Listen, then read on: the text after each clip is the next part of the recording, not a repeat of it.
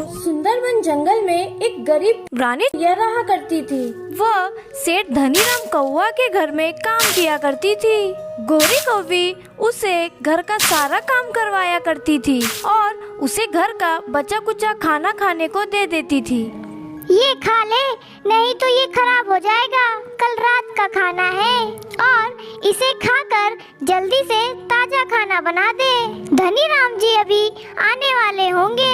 ठीक है मालकिन, मैं जल्दी से खाना खाकर ताजा खाना बना देती हूँ। रानी चिड़िया उसी रसोई में सोया करती थी।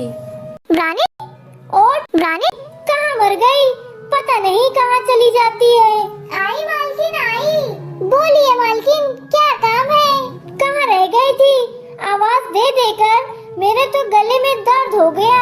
ऊंचा सुनने लगी हो क्या? नहीं मालकिन, वो घर का काम कर रही थी। अच्छा ठीक है, जाओ और बागीचे से कुछ फल तोड़ लाओ। जी मालकिन, अभी जाती हूँ। रानी टोकरी लेकर बागीचे की तरफ उड़ चली। सेठ धनीराम के पास फलों का एक बागीचा था जिसमें तरह तरह के फल के पेड़ लगे थे। वह बागीचे से कुछ फल तोड़कर घर लौट ही रही थी, तभी उसे रास्ते में एक आम का सूखा पेड़ दिखा।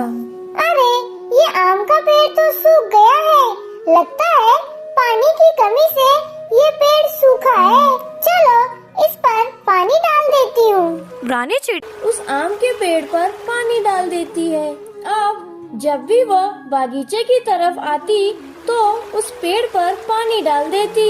धीरे धीरे वह पेड़ हरा भरा हो गया था और उस पर आम भी लगे थे। एक दिन की बात है, रानी उस आम के पेड़ के पास पहुंची। अरे वाह, इस पेड़ पे तो कितने रसीले आम लगे हुए हैं। चलो मैं एक आम तोड़कर किसी डाल पर बैठकर खाती हूँ। रानी चिड़िया एक डाल पर बैठकर आम खा ही रही थी, तभी वहाँ गोरी कौवी आ जाती है। अच्छा, तभी मैं बोलूँ तुम रोज इतने कम फल क्यों लाती थी? तुम रोज यहीं बैठकर पहले फल खा लेती हो। चल, मैं आज तेरी शिकायत धनीराम जी से करती हूँ। नहीं मालकिन, ये आम मैं आपके पेड़ों से नहीं ली हूँ। गोरी कौवी रानी की एक नहीं सुनती, वो उसे घसीटते हुए ले जाती है। धनीराम जी, ये चोरी चोरी हमारे पेड़ों से फल चुराया करती थी और उसे वहीं खा लेती थी।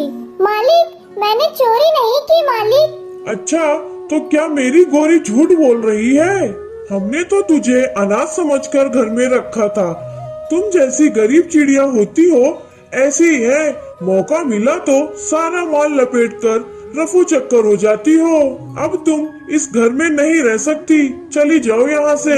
मुझे घर से ना निकालो मालिक, मैं कहाँ रहूँगी? ये तो तुम्हें चोरी करने से पहले सोचना था। रानी वहाँ से चली जाती है। अरे धनीराम जी, आपने उसे घर से क्यों निकाल दिया? मैंने तो बस डांटने के लिए कहा था। अब घर का काम कौन करेगा?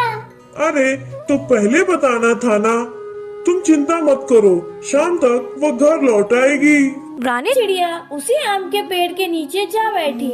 माता पिता, आप कहाँ चले गए मुझे अकेला छोड़कर? मुझे आपकी बहुत याद आ रही है।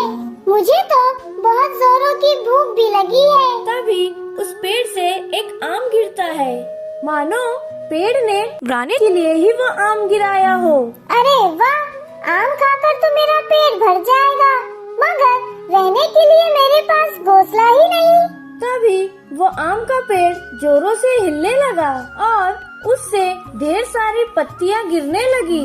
अच्छा, तुमने मेरे लिए अपनी पत्तियां गिराई है जिनसे मैं अपना घोंसला बना सकूं। रानी चिड़िया उन पत्तियों से एक सुंदर सा पत्तियों का घर बनाने लगती है और वो अपने पत्तियों के घर में खुशी खुशी रहने लगती है।